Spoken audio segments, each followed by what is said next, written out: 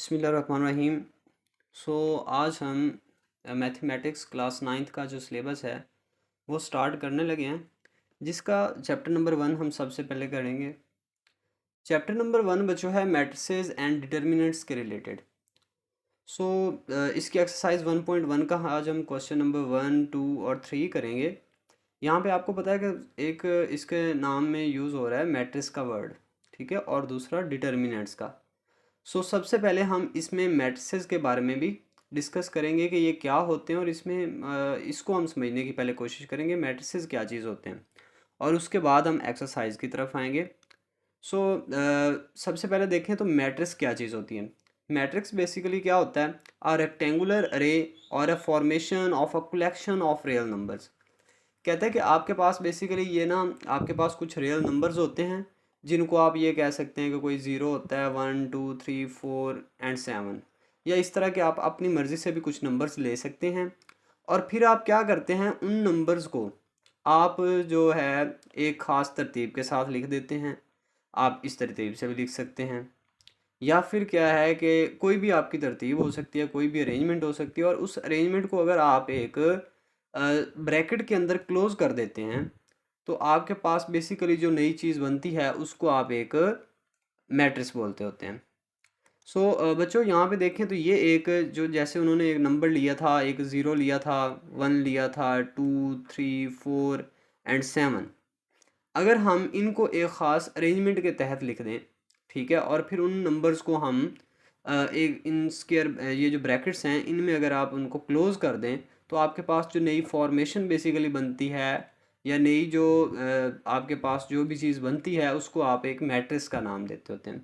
यहाँ पे ये वाले जो नंबर्स हैं ना, ये जो जैसे आपने उधर लिए थे 0, 1, 2, 3, 4 एंड 7, वही नंबर इधर यूज़ किए गए हैं और उनको एक तरतीब के साथ लिख के फिर उनको ब्रैकेट में बंद कर दिया गया है, तो इसको हम मैट्रिक्स कहते हैं। अच्छा, इसकी एग्जांपल्स बहुत सारी हो सकती हैं। जैसे मैं यहाँ पे एक एग्जांपल लिख देता हूँ। यहाँ पे बच्चों मैं एक मैट्रिक्स लेता हूँ जिसमें मैं अपनी मर्ज़ी से कुछ एलिमेंट्स ऐड कर रहा हूँ, 2, 4, 5, यहाँ पे 7, 9 और 8। बेसिकली देखा जाए तो ये भी एक मैट्रिक्स है, क्योंकि क्या मैंने किया है, इसमें मैंने कुछ रियल नंबर्स लिए हैं, उनको मैंने एक ख़ास तरतीब में लिखने के बाद मैंने उनको ब्रैकेट्स में क्लोज कर दिया है, तो ये बेसिकली मेरे पास एक मैट्रिक्स बन चुका है। ये इतनी मुश्किल बात नहीं थी, ये मैट्रिक्स के बारे में आपको पता चल जाएगा। पूरा चैप्टर हमने इसी पर डिस्कस करना है। देखें, the matrices are denoted by the capital letters. क्या होता है कि जो मैट्रिसेस होते हैं इनको कैपिटल लेटर्स के साथ डिनोट किया जाता है, मतलब A, B, C, M, N या कुछ। इस तरीके से हम उनको डिनोट करते होते हैं। अब यहाँ पे देखा जाए ना तो मैट्रिक्स के अंदर बेसिकली दो चीज़ें होती हैं। एक ऐसे करके आपके पास रो चल रही होती है, ये वाली, जैसे ये रो है, और दूसरी चीज़ होती है कॉलम। ये देखा जाए ना, यहाँ से ऊपर की तरफ, ऊपर से नीचे की तरफ, तो ये बेसिकली आपके पास एक कॉलम बनता है। इन दोनों के बारे में हम डिस्कस करेंगे कि इनकी डेफिनेशंस के बारे में पढ़ेंगे। ये डेफिनेशन पेपर के पॉइंट ऑफ व्यू से भी इंपॉर्टेंट होती हैं, इनको आप लोगों ने इग्नोर नहीं करना। सबसे पहले देखते हैं कि रो और कॉलम जो होते हैं ये क्या चीज़ होते हैं किसी मैट्रिक्स के अंदर। कहता है इन मैट्रिक्स ए, कहता है कि यहाँ पे आपके पास ये जो ए मैट्रिक्स दिया हुआ है इसके अंदर the entries presented in horizontal way are called rows. कहता है कि यहाँ पे जो भी एंट्रीज ऐसे करके हॉरिजॉन्टल वे में, ये हॉरिजॉन्टल वे होता है, ठीक है, तो हॉरिजॉन्टल वे में जो भी एंट्रीज रिप्रेजेंट की गई हैं उनको बेसिकली आप रोज़ कहते हो। तो यहाँ पे देखो, ये फर्स्ट रो है, ये सेकंड रो है, और ये थर्ड रो है। अच्छा, फिर कहता है इन मैट्रिक्स ए देयर आर 3 रोज। अच्छा, यही उसने बात की, as shown by R1, R2 and R3। अब हम कॉलम्स के बारे में डिस्कस करते हैं कि कॉलम क्या होते हैं। In matrix B the entries represented in vertical way are called columns. जो आपके पास एंट्रीज वर्टिकल वे में होती हैं, जैसे ये वर्टिकल वे में ऐसे करके पड़ी हुई हैं मुद्दी में, तो इनको आप कहते होते हैं कि ये हमारे पास कॉलम्स हैं बेसिकली। तो यहाँ पे भी कॉलम जो हैं वो भी 3 हैं। अच्छा, अब हम आते हैं इसके बाद ऑर्डर ऑफ मैट्रिक्स बात करते हैं। बच्चों, ऑर्डर ऑफ मैट्रिक्स क्या होता है कि हम बेसिकली रोज़ और कॉलम्स को गिन लेते हैं, काउंट कर लेते हैं, और वहाँ से हमें पता चल जाता है कि किसी भी ऑर्डर का जो मैट्रिक्स है ना वो कितना है। यही डेफिनेशन लिखी हुई है, the number of rose and columns in a matrix specifies it's order. कहता है कि जो कॉलम्स और रोज होती है ना, ये बेसिकली में बताती हैं कि किसी भी मैट्रिक्स का ऑर्डर कितना है। इफ़ अ मैट्रिक्स एम, कहता है कि अगर कोई एक मैट्रिक्स है जिसका नेम जो है ना वो उन्होंने शो किया हुआ है एम से, कैपिटल एम है उसका name. If a matrix has M rows, कहता है कि उसमें अगर रोज की तादाद जो है ना वो बेसिकली एम है और कॉलम्स की जो तादाद है ना वो एन है, ठीक है। तो फिर क्या होगा, वो जो कैपिटल एम मतलब वो जो मैट्रिक्स है ना एम जिसका हमने नाम दिया है, उसको हम उसका जो ऑर्डर लिखेंगे वो एम बाय एन करके लिखेंगे। एम बाय एन मतलब पहले यहाँ पे रोज का ही जो तादाद है वो लिखेंगे, उसके बाद बाय और उसके बाद यहाँ पे कॉलम्स की तादाद लिख देंगे, तो हमारे पास वो ऑर्डर ऑफ मैट्रिक्स आ जाएगा। जैसे हमारे पास एग्जाम्पल के तौर पर ले लेते हैं, ये एक मैट्रिक्स है एम, इसमें हमने इसका अगर ऑर्डर बताना है तो हम इसकी रोज़ को काउंट करेंगे, जो कि हमारे पास ये फर्स्ट रो है और ये सेकंड रो है, ठीक है। अब इसी तरीके से हम इसका कॉलम्स भी काउंट कर लेते हैं। सो कॉलम्स इसका ये फर्स्ट कॉलम, सेकंड कॉलम और ये थर्ड कॉलम, ठीक है। तो इसके 2 रोज हैं और 3 कॉलम्स हैं, तो इसका जो ऑर्डर होगा वो 2/3 होगा। ये होता है order of the matrices. Next एक डेफिनेशन है, बार बार बता रहा हूँ ये इंपॉर्टेंट होती हैं पेपर पॉइंट ऑफ व्यू से, सो इनको आप लोगों ने इग्नोर बिल्कुल भी नहीं करना, याद करना है इन डेफिनेशंस को। और ज़्यादा शॉर्ट डेफिनेशंस भी करने की ज़रूरत बिल्कुल भी नहीं है। कुछ टीचर आपको 2-4 वर्ड्स में ही डेफिनेशन कंप्लीट करवा देंगे, लेकिन हर टीचर अपने हिसाब से चलता है। मे बी उन्होंने पहले आपको करवाई हो, बाद में करवानी हो, या मे बी वो कोई एक आध डेफिनेशन ऐसी हो जो इम्पोर्टेंट ना हो। बहरहाल यहाँ पे जो आपको दी जा रही हैं अगर आप एज इट इज़ याद कर लें तो बहुत अच्छा है। सो इक्वल मैट्रिसेस क्या होते हैं बच्चों, आपके पास जैसे 2 नंबर होते हैं तो उनको भी हम अगर वो इक्वल हैं तो हम उनको मतलब कब इक्वल कह सकते हैं, उनका कोई क्राइटेरिया होता है जिसको हम देखते हुए, मतलब फ़र्ज़ कर लो अगर आपके पास 7 है और ये मैं इक्वल लिख देता हूँ 2+5 के, और मैं आपसे पूछता हूँ कि ये इक्वल हैं या नहीं है, तो ऑब्वियसली ये दोनों इक्वल हैं। तो इसका क्राइटेरिया क्या है कि मैंने इधर अगर मैं इन दोनों को ऐड करूँ तो मेरे पास जो बेसिकली आंसर आ रहा है वो 7 ही आ रहा है, तो मैं कह सकता हूँ कि 7 इज़ इक्वल्स टू 2+5। सो इसी तरीके से मैट्रिसेस के अंदर भी 2 मैट्रिसेस को इक्वल आप तब कहते होते हैं जब ये 2 कंडीशंस जो है ना वो फुलफिल हो रही हों। सबसे पहली कंडीशन ये है कि the order of A is equal to the order of B. कहता है कि अगर 2 मैट्रिक्स आपको दिए हुए हैं और उनका अगर आपने चेक करना है कि वो इक्वल हैं या नहीं है, तो ज़रूरी है कि उन दोनों का जो ऑर्डर है वो एक दूसरे के इक्वल होना चाहिए। सो दूसरी कंडीशन ये है कि their corresponding entries are equal. कहता है कि उनकी जो corresponding एंट्रीज होना वो भी इक्वल होनी चाहिए। इसका मतलब क्या बनता है, एग्जांपल में देखें ज़रा। देखिए हमारे पास एक ये मैट्रिक्स है ए और एक मैट्रिक्स है बी। अगर हम चेक करना चाहते हैं कि ये दोनों इक्वल हैं या नहीं है, तो सबसे पहले तो इनका हम ऑर्डर देखेंगे। ऑर्डर देखने के लिए हम क्या करते होते हैं, रोज़ को और कॉलम्स को काउंट करते हैं। सो इसमें रोज़ 1 एंड 2, इसमें रोज़ हैं 2, और कॉलम की बात करें तो ये वाला फर्स्ट इसका कॉलम और ये वाला सेकंड कॉलम है। सो इसका जो ऑर्डर है ना इस मैट्रिक्स का ए का, ये है 2/2, ठीक है, ये 2/2 है। अगर हम इसी तरीके से बात करें बी मैट्रिक्स की, तो इसमें भी बच्चों 2 रो और 2 ही कॉलम दिए गए हैं। सो इसका जो ऑर्डर है वो भी 2/2 है। तो यहाँ से हमें पता चला कि जो फर्स्ट कंडीशन है ना वो तो बिल्कुल फुलफिल हो रही है यहाँ पे, ठीक है, फर्स्ट कंडीशन फुलफिल हो रही है। अब हम सेकंड कंडीशन की बात करते हैं। उसने कहा है their corresponding entries are equal. इनकी corresponding एंट्रीज भी इक्वल होनी चाहिए।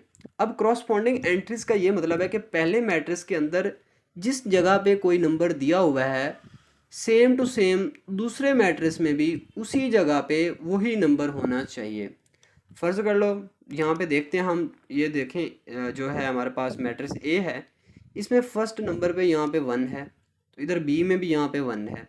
अच्छा इधर सेकंड जो इसका एंट्री है वो 3 है, तो इधर भी देखें 2+1 3 ही होता है, मतलब 3 ही है। ये -4 है, सो इधर भी -4 है। इधर 2 है तो इधर भी 4 - 2 करेंगे तो 2 ही आता है। तो इसका मतलब है कि दूसरी कंडीशन भी ये फुलफिल कर रहे हैं दोनों मैट्रिसेस।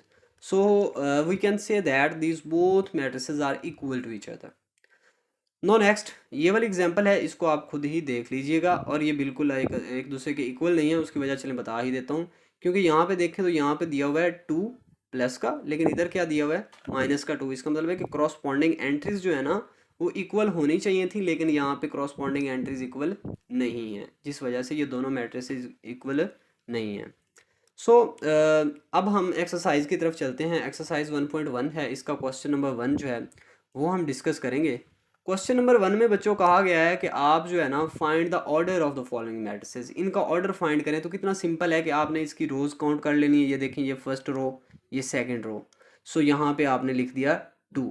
उसके बाद आपने क्या करना है, किसी भी मैट्रिक्स का जब ऑर्डर लिखते हैं ना तो वो होता है m/n, और यहाँ पे m किस चीज़ को शो करता है कि उसमें रोज़ की तादाद कितनी है, और n शो करता है कि उसमें कॉलम्स की तादाद कितनी है। तो इसका मतलब है कि इसमें रोज़ तो 2 हैं, सो यहाँ पे हम 2 लिख देंगे, आगे हम लिख देंगे बाय, और उसके बाद हम लिखते होते हैं कॉलम्स की तादाद। तो कॉलम्स यहाँ पे ये फर्स्ट कॉलम, ये सेकंड कॉलम, ऊपर से नीचे की तरफ वर्टिकल डायरेक्शन में होता है। सो इसका जो कॉलम है वो भी 2 है।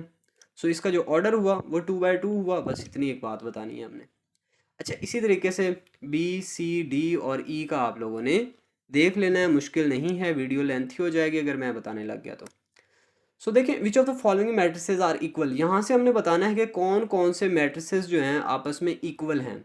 ठीक है, अब इक्वल के लिए आपको पता है इसका जो क्राइटेरिया था, उसकी जो कंडीशंस थी वो थी 2 कंडीशंस। सबसे पहली कंडीशन ये थी कि उसका जो ऑर्डर है ना वो इक्वल होना चाहिए एक दूसरे मैट्रिसेस के। ठीक है, मतलब दोनों का जो ऑर्डर है वो सेम होना चाहिए, इक्वल होना चाहिए ऑर्डर। और दूसरी जो कंडीशन थी वो ये थी कि उनकी क्रॉसपॉन्डिंग जो एंट्रीज है ना वो भी सेम होनी चाहिए। एंट्रीज की बात हो रही थी।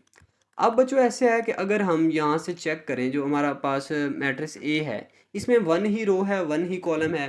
तो इस तरह का कौन सा कोई ऐसा मैट्रिक्स है जिसमें 1 रो या 1 ही कॉलम हो? तो ये देखें बच्चों, C 5 - 2 करेंगे तो हमारे पास आंसर आएगा 3। मतलब ये वैसे देखें तो एक ही कॉलम और एक ही इसमें रो है, क्योंकि 5 - 2 है, इसमें दरमियान में कोई स्पेस वगैरह नहीं है। जब प्लस माइनस आ रहा होता है दो नंबर्स के दरमियान, तो वो बेसिकली एक ही नंबर काउंट किया जाता है। अच्छा, अब क्या है कि यहाँ पे भी 3 है, इधर ए में भी और उधर भी 3 है, दूसरी कंडीशन भी फुलफिल हो गई। तो यहाँ पे मैंने लिखा हुआ है कि ए और सी आपस में इक्वल हैं। इसी तरीके से बच्चों बी और आई मैट्रिक्स जो है वो आपस में इक्वल हैं, ई और एच आपस में इक्वल हैं, और जे भी इनके इक्वल है। मतलब ई, एच और जे, ये तीनों मैट्रिसेस इक्वल हैं। ये दोनों कंडीशंस को फुलफिल करते हैं। और एफ और जी है, ये भी आपस में इक्वल हैं। लेकिन जो डी है ना, इसके जैसा कोई यहाँ पे मैट्रिक्स नहीं है, क्योंकि ये देखें इसमें बेसिकली 1 रो है। ऐसे करके काउंट करें तो 1 रो है, लेकिन ऊपर से नीचे देखा जाए तो फर्स्ट कॉलम और सेकंड कॉलम। सो इसके 2 कॉलम्स हैं और 1 रो है। तो इस तरह का कोई मैट्रिक्स जिसमें 1 कॉलम बट 2 रोज हों, तो ऐसा यहाँ पे आपको ये मैट्रिक्स मिला आई, जिसमें क्या है कि 1 रो लेकिन 2 कॉलम्स तो हैं, लेकिन इसमें जो क्रॉसपॉन्डिंग एंट्रीज हैं, जो दूसरी कंडीशन थी वो फुलफिल किसी के साथ भी नहीं हो रही। ठीक है, ये जो डी है ये बेसिकली आई के साथ तो मैच कर गया, ये डी का जो ऑर्डर है बी के साथ भी मैच कर गया, लेकिन इनकी जो एंट्रीज हैं वो आपस में मैच नहीं कर रही। सो ये किसी के भी इक्वल नहीं है। इसके बाद हम आते हैं क्वेश्चन नंबर 3 की तरफ। अब ज़रा जो है मैथ आपका जो है मज़े का चल रहा है, मज़े के क्वेश्चन आ गए हैं।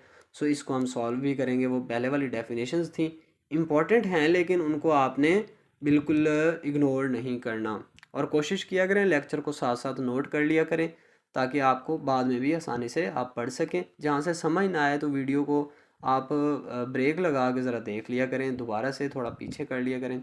सो find the value of A, B, C and D. बच्चों हमने क्या करना है, बेसिकली हमने ए की, बी, सी और डी की वैल्यूज़ फाइंड करनी है। विच satisfy the matrices equation this. Okay, ये बेसिकली आपके पास एक मैट्रिक्स इक्वेशन दी हुई है, मतलब 2 मैट्रिसेस को उन्होंने कहा है कि ये आपस में इक्वल हैं और हमने बताना है यहाँ से ए, बी, सी और डी की वैल्यूज़ निकाल के देनी है। सो इसका सोल्यूशन स्टार्ट करते हैं। बच्चों जब आपको पता है कि जब 2 इक्वल मैट्रिसेस हों तो उनमें क्या क्या बातें होती हैं कि उनका एक तो ऑर्डर सेम होना चाहिए। तो इन दोनों का ऑर्डर देखें कि सेम है ना, इसमें भी 2 रोज़, ठीक है, इधर भी 2 रोज़ हैं, कॉलम भी सेम है। ओके, और दूसरी बात ये होती है कि उनकी जो क्रॉसपॉन्डिंग एंट्रीज है ना वो भी इक्वल होती हैं। मतलब क्या है कि अगर आपके पास यहाँ पे जो भी नंबर है वो यहाँ पे होगा, इसी तरीके से यहाँ पे जो भी नंबर है वो यहाँ पे होगा। सो इसका मतलब ये होता है कि ये क्रॉसपॉन्डिंग एंट्रीज इक्वल हैं। अब जब उन्होंने कह दिया है कि ये दोनों मैट्रिसेस इक्वल हैं, क्योंकि दरमियान में उन्होंने इक्वल लगा दिया है, तो इसका मतलब है कि इसका ऑर्डर भी इक्वल होगा और इसकी करॉस्पॉन्डिंग एंट्रीज भी इक्वल हैं, तभी तो उन्होंने कहा है कि ये दोनों इक्वल हैं। अगर इसकी करॉस्पॉन्डिंग एंट्रीज इक्वल हैं तो बच्चों यहाँ से देखें, ये जो C-1 है ये बेसिकली इक्वल होगा 3 के, और यहाँ पे मैं वही लिखने लगा हूँ कि C-1 जो है ये बेसिकली इक्वल है 3 के। अच्छा बच्चों, यहाँ से मुझे C की वैल्यू तो आसानी से नहीं मिल रही, ये C किसके इक्वल हो जाएगा, 3 + 1 के। सो यहाँ से C फिर से किसके इक्वल हो जाएगा, 3 + 1 करेंगे तो 4। तो ये बच्चों हमारे पास C की वैल्यू तो आसानी से निकल आई। ठीक है, अब हम अगर इसकी बात करते हैं, हमारे पास जो फर्स्ट एंट्री है इसकी, ये वाली फर्स्ट एंट्री है हमारे पास A + C which is equals to 0। So इसको मैं यहाँ पे डिस्कस कर लेता हूँ कि A + C which is equals to 0। अच्छा बच्चों, C की वैल्यू तो मुझे ऑलरेडी पता है, सो यहाँ पे मैं C की वैल्यू लिखूँगा जो कि 4 है, और ये इक्वल आ जाएगा 0 के। अच्छा ये क्या हुआ, A की वैल्यू यहाँ से नहीं हम निकाल सकते आसानी से, A इज़ इक्वल्स टू -4।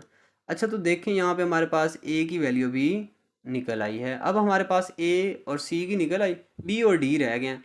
अच्छा अगर हम इसका दूसरा एलिमेंट देखें यहाँ पे, ये वाला A + 2B किसके इक्वल है, -7 के। तो यहाँ पे हम आसानी से लिख सकते हैं कि A + 2B इक्वल्स टू -7। अच्छा ये बच्चों इक्वल है -7 के। अच्छा अगर मुझे तो आपको पता है कि A की वैल्यू का तो अब फिर से मुझे पता चल गया है, -4 + 2B इक्वल्स टू -7।